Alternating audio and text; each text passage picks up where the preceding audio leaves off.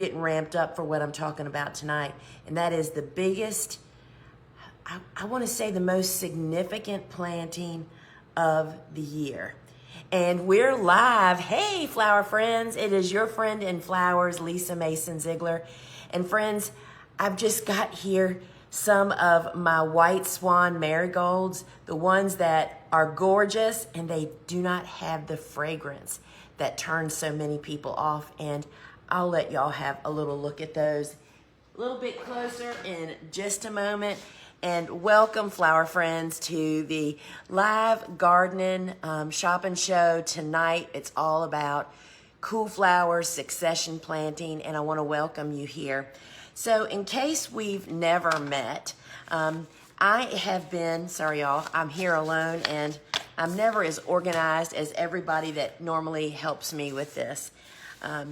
In case we've never met, my name is Lisa Mason Ziegler, and I am the owner of the Gardener's Workshop. And for the past 25 years or so, I have been a professional cut flower farmer, and I am now deeply in pursuing my passion of helping to help other people to grow cut flowers, and to, especially if you were like me, where you felt like you just couldn't do it. And that is whether you are growing for pleasure or for profit.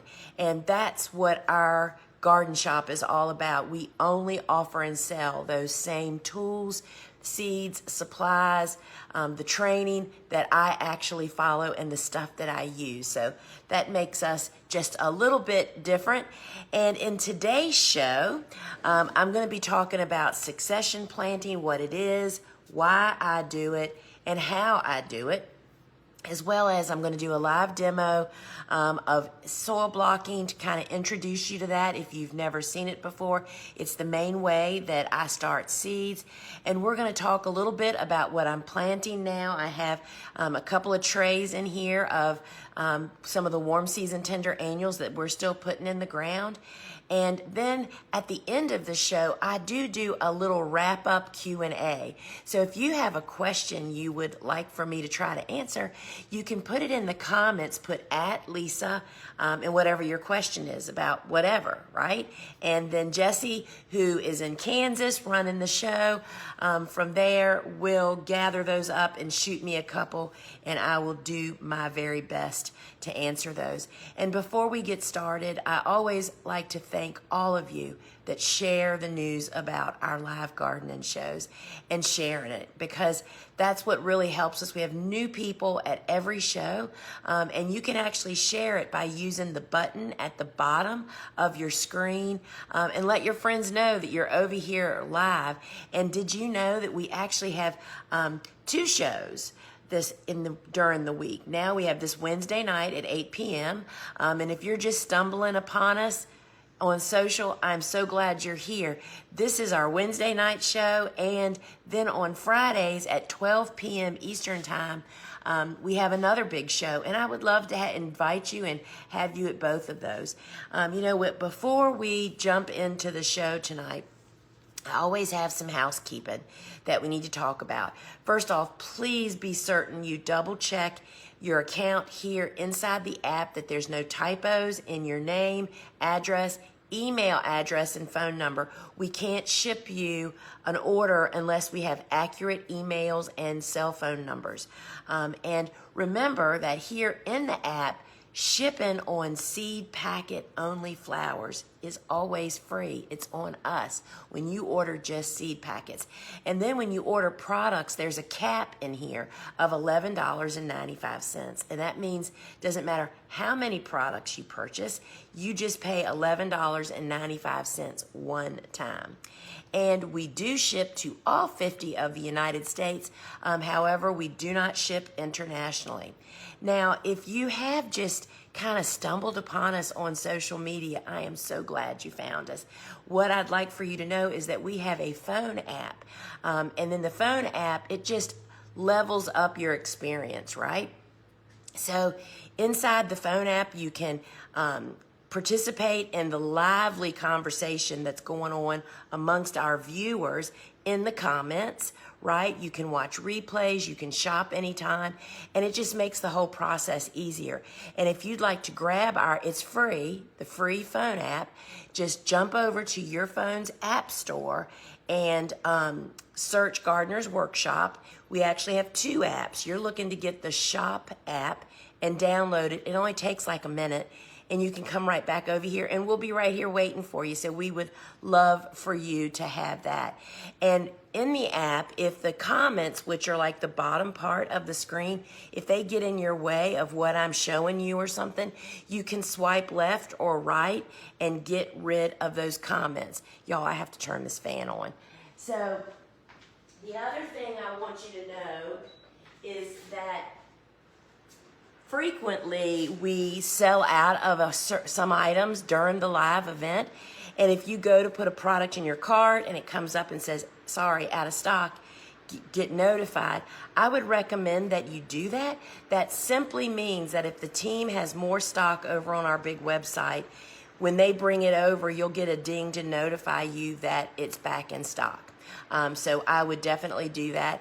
And then lastly, if you see folks putting the sunflower emoji in the comments, see that's actually what's on our logo, then those are people that are identifying themselves as the TGW family.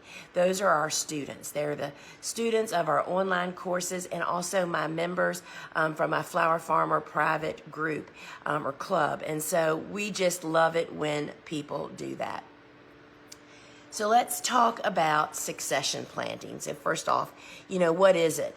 Succession planting means instead of planting your entire garden space at one time, like right out of the gate in spring, which I know I did for a couple of years, is that you plant it out and actually have 2 or 3, you break your garden up into 2 or 3 sections and plant them on different timing. And we'll talk a little bit about that. So what this really does for you is spreads out not only the work, the seed starting, but the harvest. That's how farmers function, y'all. We don't plant the whole farm. We plant this part of the farm. And then while that's growing up, we're planting the next part of the farm. And then while this is being harvested, maybe the one down there is being unharvested. It is really quite simple once you figure it out. And it just makes gardening so much more efficient and consistent, right? So if you've never heard of our term cool flowers, what in the world are cool flowers? Cool flowers is the name of my book, my first book I ever wrote, and it's about a group of flowers called cool season hardy annuals.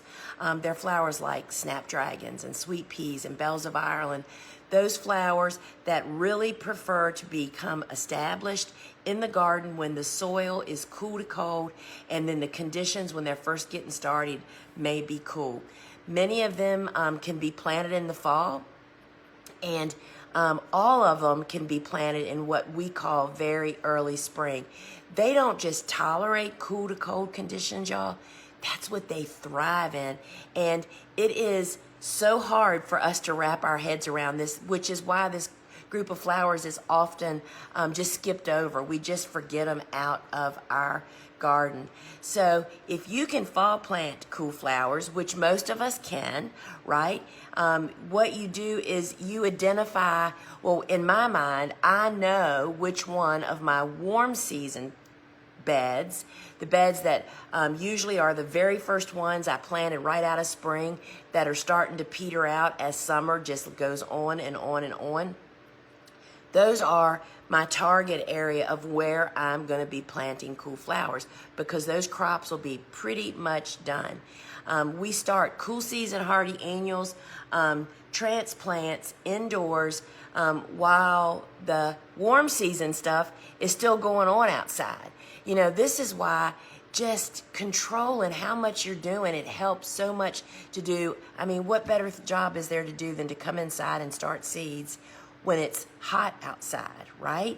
So when we start doing that for our cool season hardy annuals, in my little grow room, which is like a spare bedroom, is kind of the size of it, I know that to get cool season hardy annuals seeds to sprout, I need to have cooler conditions in there, not the super high heat, which I've been experiencing all summer, which is what my warm season stuff liked, right? So for me, for that particular room, because this building is air conditioned, that means when I starting cool season, I start leaving that door open so that the coolness from this big room just seeps in there instead of trapping the heat in there and making the most of it for the summer flowers.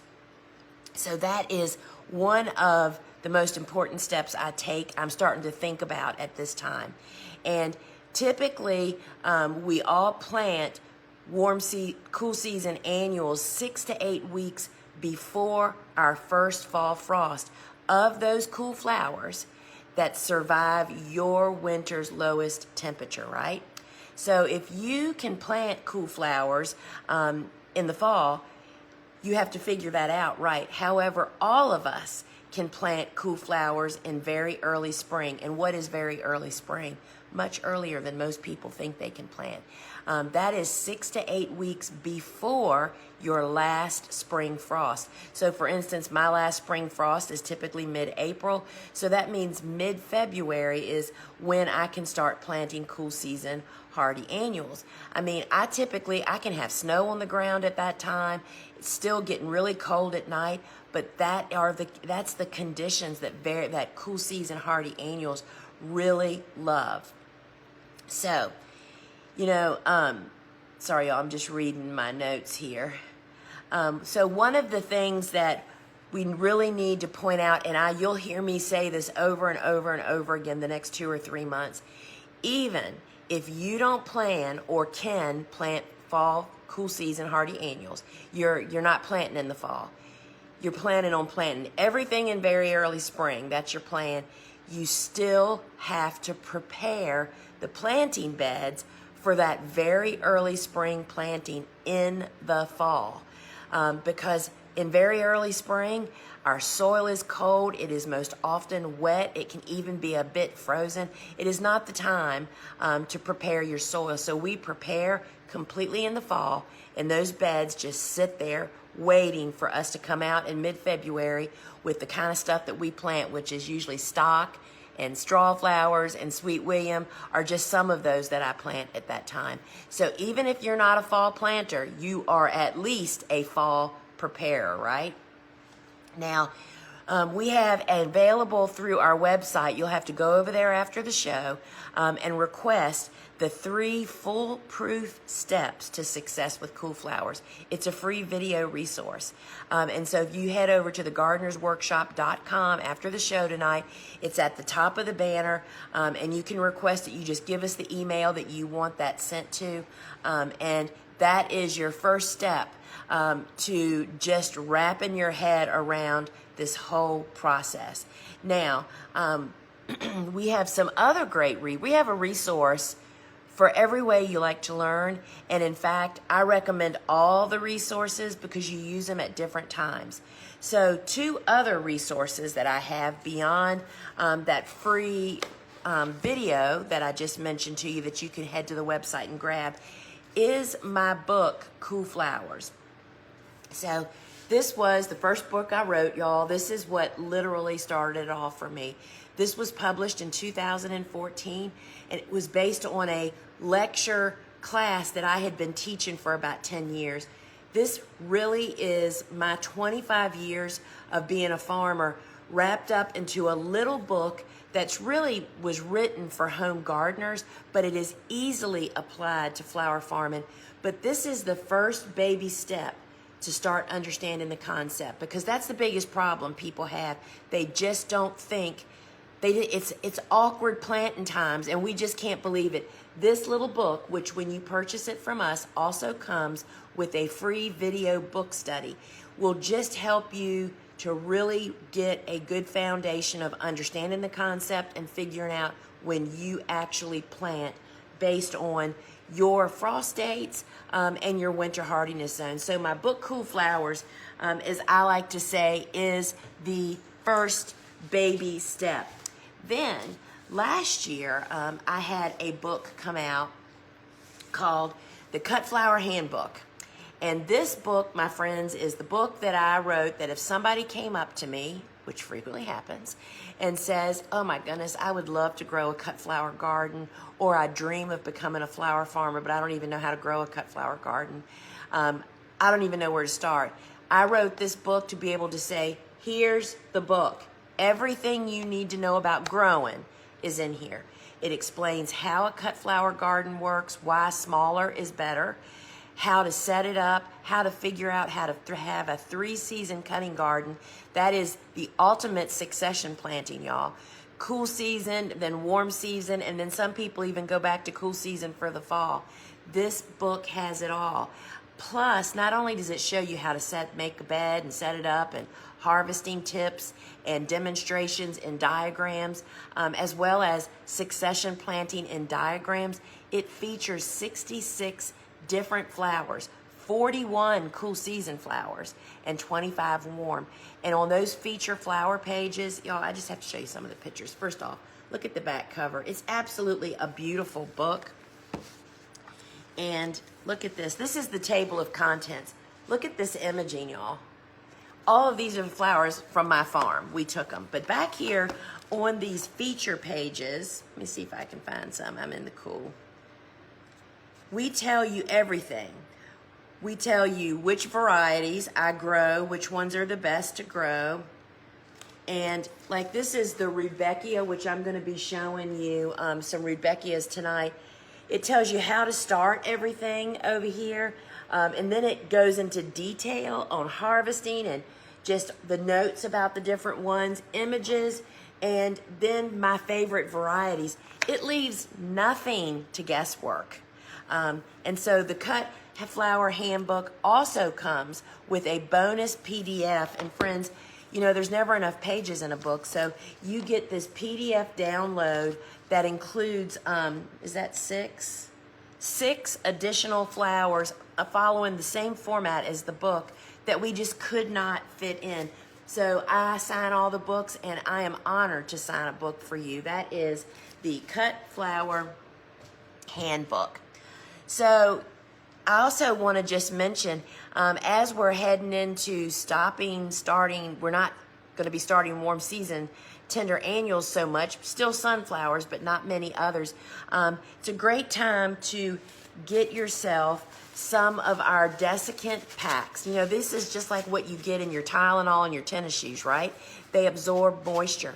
To put your warm season seeds in an airtight container with a desiccant, let it sit on the counter for at least, I think it's 48 hours, so that it can absorb any condensation or moisture that's in there, and then pop them in the fridge and just keep them in there. And then you do the reverse of that when you take them out. When it comes time to start them, you take it out of the fridge without opening the container, let it sit on the counter for 2 days so that they can kind of get air temperature or room temperature, and any condensation will be taken care of. The 2-pack is $2.95, and the 10-pack is $9.95.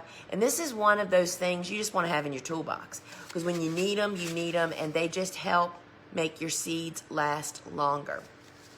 Now, we've put together, see y'all, I never have a place to put this stuff, is where I go wrong. There's not a person standing here. So one of the very first seed collections that I ever created, I guess it's been 20 years ago, y'all, was the Cold Hardy Spring Seed Collection. So this little seed collection has 6 individual seed packets. It comes with a suggested diagram of how to plant them, and it includes Love in a Mist, Agrostemma, which is corncockle, Iceland poppies, calendula, bupleurum, and larkspur. All of these seeds can be direct sown in your garden. And it's got some additional instructions in here. And this little seed collection is $26.95.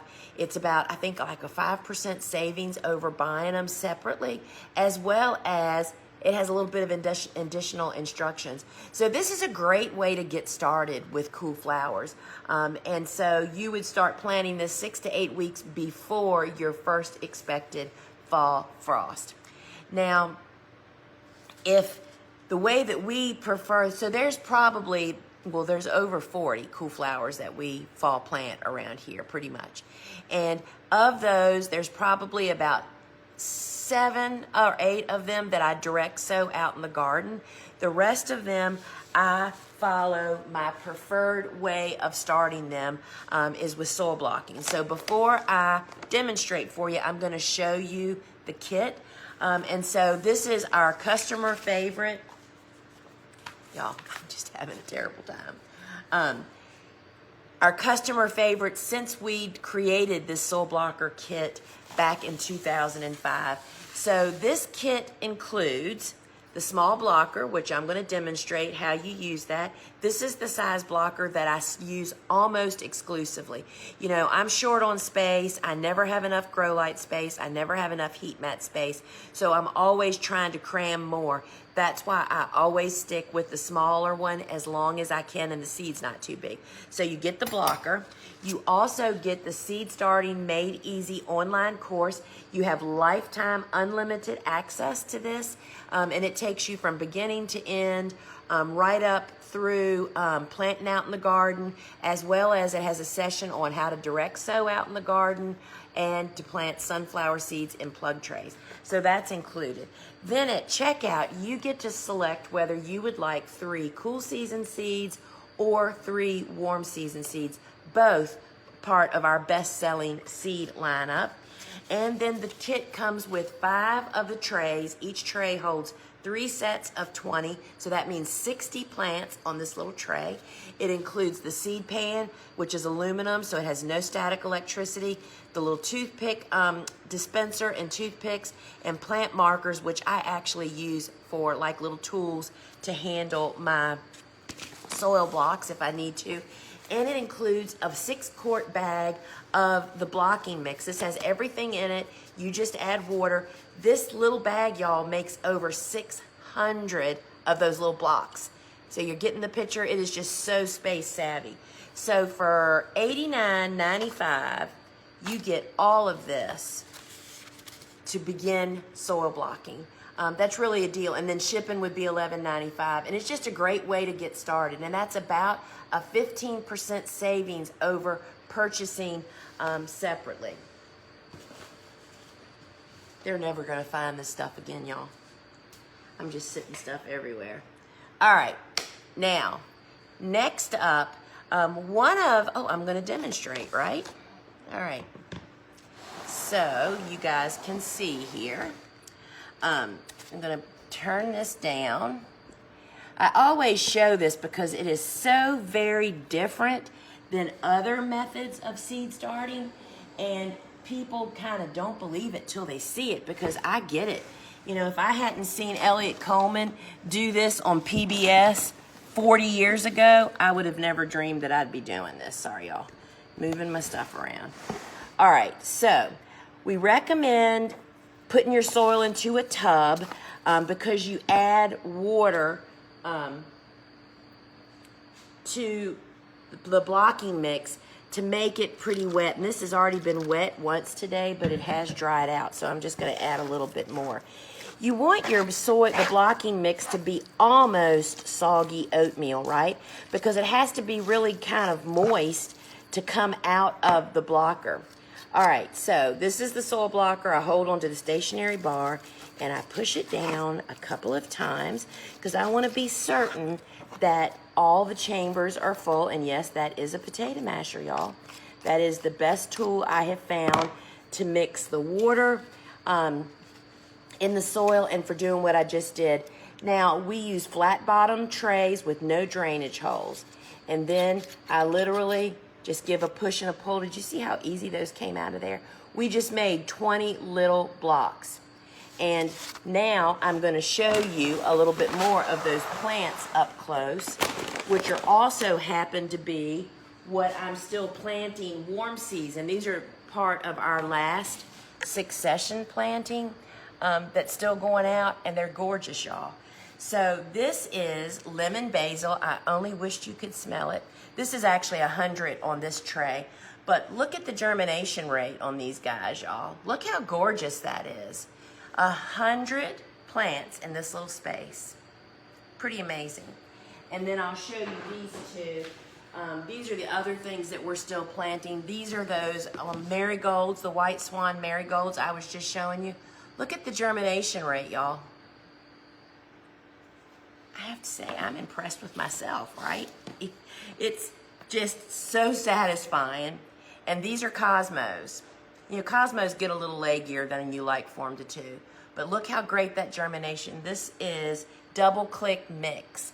So these are the seedlings that we are still planting here on the farm. And this will be the last warm season with the exception of our sunflowers that we continue to plant every week up until the end of September. So soil blocking, I've mentioned that we do it on flat bottom trays with no drainage holes. And these are reusable foam trays. They're flat, there's no drainage holes, y'all. You know what that does? That means that you can do it anywhere in your home and not have to worry about water running anywhere. That's how I started, you know, in my kitchen and my pantry doing this, right? So there's 3 sizes. This is the mini. It'll hold 1 set of 20. It's $1.95 for a 5-pack, or you can get a 25-pack for $6.95. This holds 2 sets of 20. And this is $2.95 for a 5-pack or $12.95 for a 25-pack. And then this is the size that comes in the kit I just showed you.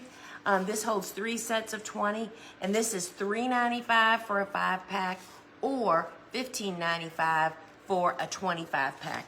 So that just means you always have the right tray to fit the number of seeds you're starting, so you can make the most out of your grow light and your heat mat space. And so I often get asked this time of the year, I think my camera's crooked, y'all, do you use a heat mat with Cool Season Hardy Annuals? And in general, the answer is yes. So what you do need to do is to adjust the air temperature of where you're starting your Cool Season Hardy Annuals. As I mentioned before, my grow room is really easy for me to drive the heat up, which I do in the summer, to make those plants just grow great and seeds to germinate. Well, for Cool Season, obviously you can't start them both at the same time in my grow room anyway.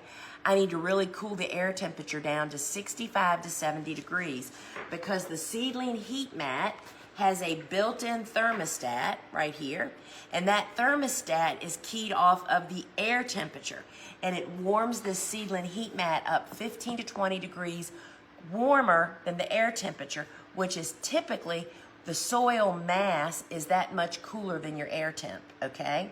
And I'll tell you another step that I follow, a little tip for Cool Season Hardy Annuals. So on our Seedling heat mat in there, when we start doing cool flowers, we actually put cookie cooling racks. You know what I'm talking about? They have little legs. It's what you put your cookies on when you take them out. We put those on top of the Seedling heat mat, and that creates a little airspace, and then our trays with the seeds get placed on the rack. That cools down the heat mat just a smidge, but it still produces consistent warmth, which the seeds need to know when to break dormancy and to sprout. So a Seedling heat mat is definitely necessary.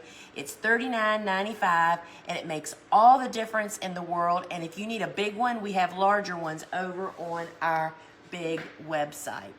And so that just makes a really big difference. And now, when we are preparing our beds out in the garden, for cool flowers or for all of our beds, we always use our general purpose organic fertilizer. This is a chicken litter based product, and it has the instructions right on here. This is a 4-pound bag. It tells you 7.5 cups to 100 square feet, which would be a 10 by 100 or a 10 by 10 space. And this is general purpose. So this, you know, we're trying to squeeze all this out of our soil, y'all. You have to feed the soil. I look at my working gardens as an athlete. They need extra nutrition, and this will actually do it. And if you need a big bag of this, you can find that over on our website. This bag is $14.95, and again, let's just say you bought the Soul Blocker kit. You could buy this and add it on, and there's no additional shipping, right? Which is really a great deal. So after we prepare our soil and get our general purpose fertilizer in it, then we use the biodegradable film to cover our beds. Looks like plastic, works like plastic, but it's actually a plant-based product, and it is really easy to plant through, y'all. It does not have to, people often ask, do you have to use a burner like you do on landscape fabric? There's no comparison. There's nothing similar to these two.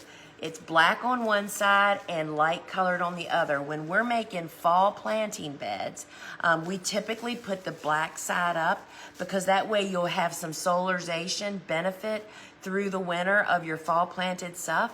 But in the summertime, when temperatures are high, that's when we use the light side. Now, this it's all 48 inches wide, but we have several different lengths that you can purchase. We have a 20 footer in a 1-pack, which is, I think this little baby right here, is $10.95, or you can get a 50-foot pack, one piece, 50 feet long. Sorry, y'all, I'm kind of tongue-tied, aren't I? It's $24.95. But you can also get a 6-pack of the 50 footers for $119.95. And we even now have 100 footers. A 1-pack is $39.95, and a 100-foot 3-pack is $110.95. And let me just tell you in a nutshell why mulch works. When you prepare your soil and immediately cover it and block light from getting to the soil surface, that stops 95% of the annual weed seeds from sprouting. To use, for me, in my experience, to use organic products like shredded bark, shredded leaves, any kind of mulch like that, you have to make it so deep to truly block the light that oftentimes that can take out young transplants. We love this biodegradable film. I've used it for about 13 years now, and it just eliminates so much labor. And so get your biodegradable film to get, because let me tell you, people think, oh, well, cool flowers, there's no winter weeds. Oh my gosh, y'all, chickweed, henbit, there are so many. There is as many cool season winter weeds as there are flowers to grow. So don't be fooled by that. Now, let's just say you plant your cool flowers and it gets hot outside, right? We have another heat wave, which Virginia is famous for. So we absolutely love our insect netting, y'all. I use this for so much stuff. It is indispensable in the fall when we plant our cool flowers. Because insect netting does not trap as much heat, it allows more light to penetrate it to get to the plants, and it allows more heat to escape. I make what I call a sun cap, and that's where I use our wire hoops, which you can get on our website, with some big jumbo clips you can pick up out at a big box store, and kind of build a little, it looks like a miniature greenhouse with the sides rolled up, and we have 100% survival rate even in the heat. So the insect netting comes, it's the same width as row cover. It's 6.5 feet wide, and it comes in a 20-foot piece, which is $33.95, a 50-foot piece, which is $82.95, or a 100-foot piece for $159.95. This is so much more durable than row cover, and it's stretchy like a pair of pantyhose, y'all. That means it's just so easy to work with. Really love it. And we use weight bags when we completely put it down, like when we're using it to prevent insects from getting to our plants. But we love it this time of the year for the sun cap. So I've got some cool flowers I want to run through and show you that I still have blooming out in my garden. And the first one we're going to start with is one of my all-time favorites, and that is Ami Green Mist. Y'all, this is not Ami Magus. It's Ami Visgna. Doesn't say on the thing. I think that's how you spell it. I don't want to murder the name. The foliage is very different. The bloom is a little bit more heavy, and look at those green buds, y'all. I absolutely love this guy. This is a great one for pollinators, a great one in the garden, and we succession plant this. I fall and very early spring plant it. People, of course, think it's Queen Anne's lace, but it's not. It's a look-alike, and that is perfectly okay. So that is just one of the, because you can never have enough white flowers. Now, I also brought in some of our dill, and I've got it in so many stages here. First off, this is how tall it is out in the garden. It's at eye level out there, and you can see we have some that have already gone completely to seed, but this is my favorite stage to use it. The flowers have shedded all the yellow pollen and their little florets, but it hasn't quite developed seed yet. It is so long lasting and sturdy, and when we put this in bouquets, y'all, my sister puts it like just above the bouquet canopy, and our customers have affectionately come to call it the firework flower, and it is amazing. This is great to have out in the garden, not only for cut flowers, but for pollinators, and we know the swallowtail butterflies love it also. So dill is a really great one, and it's another one that I fall and very early spring plant. I should look and see what the next flower is. So Queen of Africa, I didn't have any of that to bring in. I'll show you the card. This is the one that we truly call false Queen Anne's lace. It's a little bit lighter and lacier than Green Mist. They're both very similar, but yet when you look at them side by side, you can tell a difference. So this is Ami Magus, Queen of Africa. Now, wait till you see this one. So this is one of the ones that I don't even really remember, y'all, where I learned about this flower, but I was so pleased to actually introduce it to so many of my flower farming friends. This is Limbata Monarda. It's a Monarda, it's a bee balm, but it looks very different, right? It is more elongated, and it's got a very different shaped flower, and I love using it before it ever blooms, right up until the stage it's in now.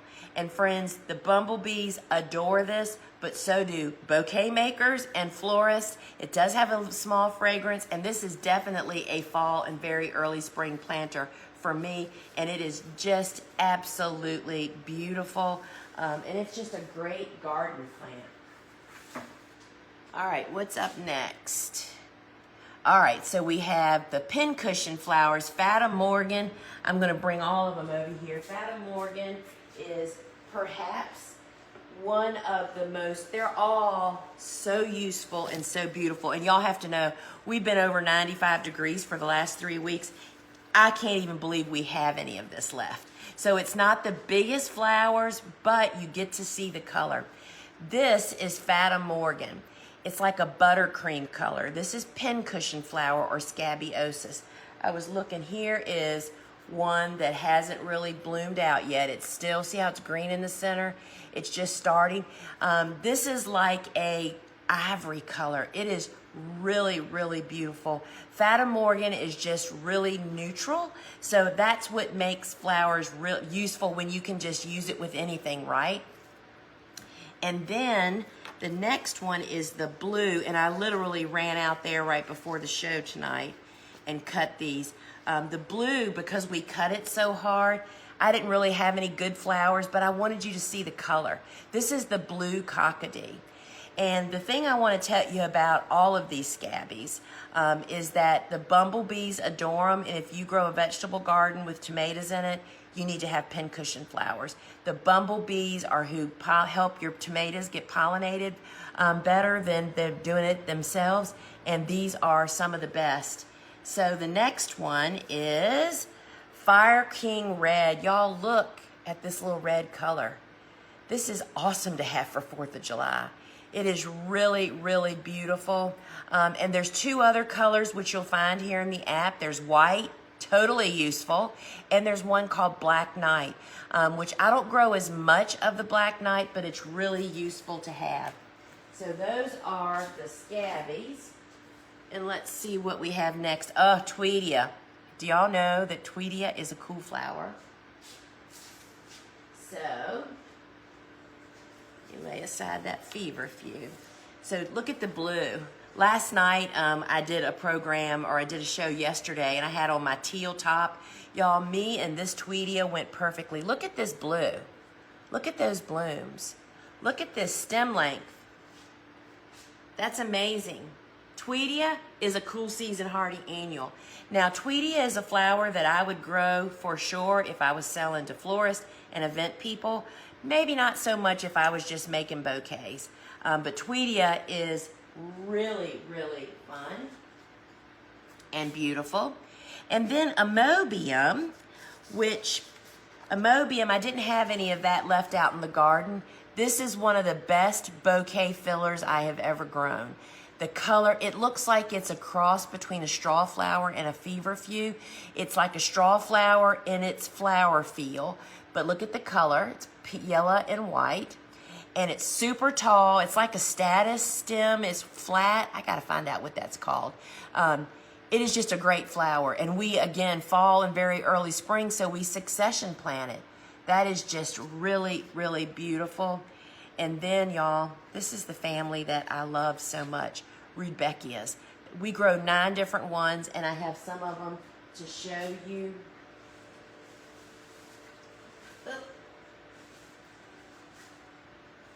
All right, so this is one that I've only been growing for about the last 5 years. This, my friends, is Chimchimney.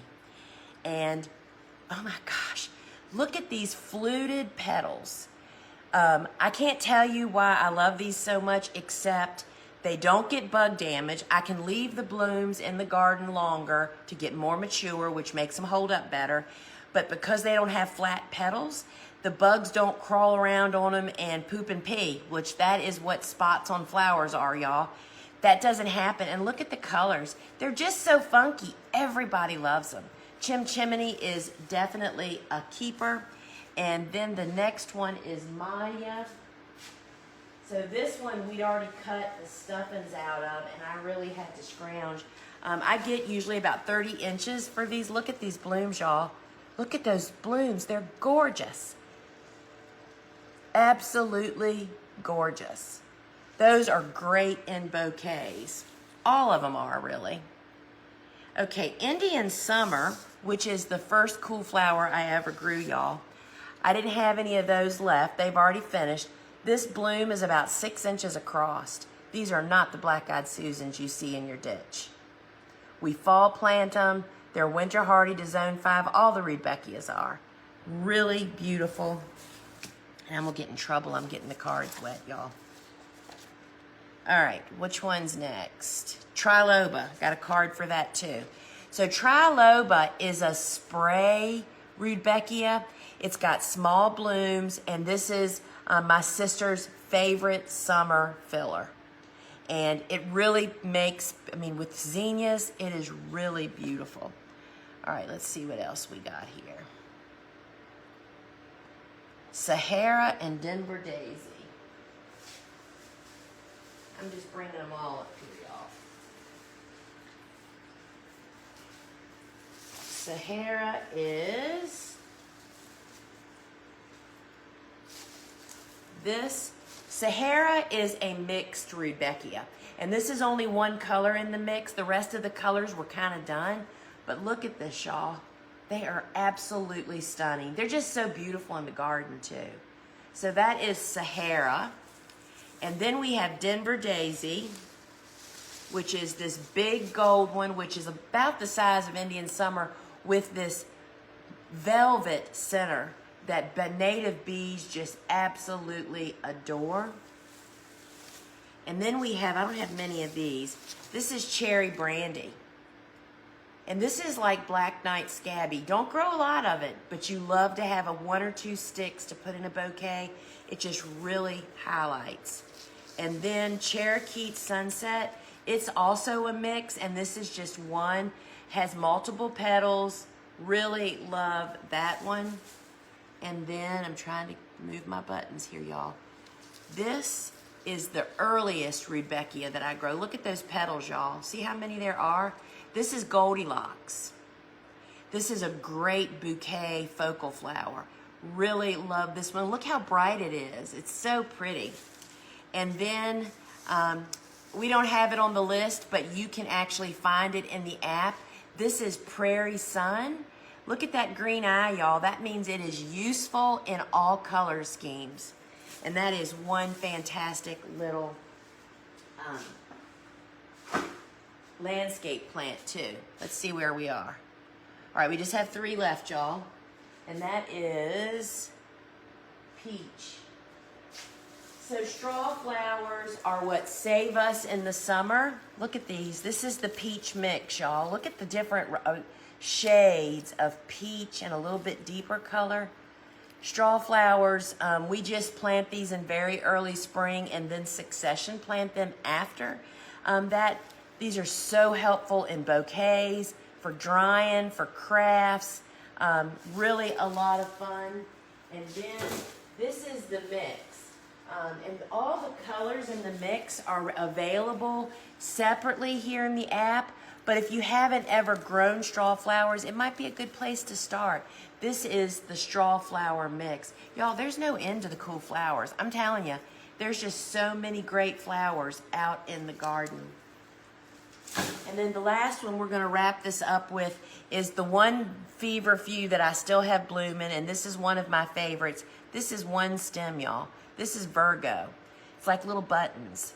Great filler. Really love that. So friends, in case you joined late, I'm going to do a little wrap-up Q&A right here at the end. I'm kind of going over. I'm going to wrap it up and just remind everybody that over on our big website, thegardenersworkshop.com, we have so many resources. First off, right now at the top of every page, you can request the foolproof steps to success with cool flowers. That's not exactly right, but you get the gist. That's over there. But we have free, there's videos and blogs and podcasts. You can connect with all of us. And remember that Friday at 12 noon, we have another show. Join us for that. Captivating Cosmos. And also, we just have a lot of other gorgeous summer annuals. So stick around, my friends, for the Q&A. But if you're heading out, good night, and thank you for joining me here. And it has just been my pleasure to spend time with you. All right, so here's a couple questions. What are the top 3 seeds you start in soil blocks for fall planting? I'm trying to get a game plan together. So that really depends on where you are, because not everything is winter hardy. Definitely, and I don't know where you're selling or what you're doing with them, but I would say a Rudbeckia, a Sweet William, and a Snapdragon. Those are the 3 that there's just a lot of different ones. And be sure that you look at our seed list. Not all Sweet Williams are created the same. They're not all hardy annuals. Some are biennials. You don't want to go there. But those are the 3 that I would definitely start with. How do you deal with bugs on flowers after harvesting? So that's a really deep question. We don't do any kind of treatments, right? But if you have a pest problem, you need to kind of deal with that more out in the garden instead of doing it inside. But I'll tell you what happens to us, because we have so many beneficial insects here, right?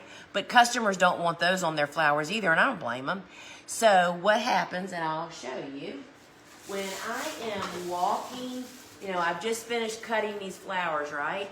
And I've just finished evening up in the ends, and I'm walking towards the trailer, which is where the buckets are. If I suspect that there's, any insects at all, as I'm walking along, I'm just gently bouncing them off my leg, and I always have pants on when I harvest for this very reason. And that usually, like ladybugs and spiders and all those good bugs that are out there working their butts off for us, get left out in the garden. My book, Vegetables Love Flowers, which is also available here in the app, really talks about my philosophy of dealing with pests, so maybe that might help you. Are there any cool flowers that must have cold stratification? Okay, so for anyone that doesn't know, cold stratification means priming or doing a process to the seed before you plant it to make it be able to sprout. So all the cool flower seeds that we sell and that are in my books do not require any priming or cold stratification. Priming helps some of them germinate faster, like Bells of Ireland we freeze it, and then we soak it. I mean, we put all those instructions right on the seed packets. So none of them require it, but some of them, it just helps them to germinate more. So I hope that answers your questions. And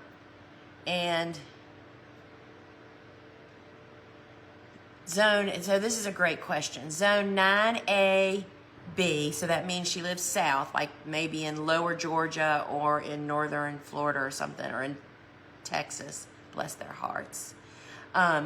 When I plant stock in November, which is 6 to 8 weeks before my frost date, it comes up in December and blooms. How do I get the flower to come up in very early spring? Plant it in January. Yes. So stock, which is, I mean, if you look at the days to bloom, that's the giveaway, how long it takes to go from seed to bloom. It's just too quick for stock, and stock really loves cool temperatures, so it doesn't really mind, and especially where you are, it probably doesn't get that cold. So I plant stock in very early spring because same thing happened to me. It's blooming in the dead of winter, right? So that's the very first seed I start in January, which for you, you'll have to figure out. You may need to plant in December. I don't know when your last frost date is, if you actually have one. But yes, that's definitely what I would do. So friends, I love spending the evening with you. Don't forget to get the Cool Flower resource that you can request over at the top of our website page, over at thegardenersworkshop.com. And friends, I hope to see you again on Friday in the show, and showing you the gorgeousness coming out of our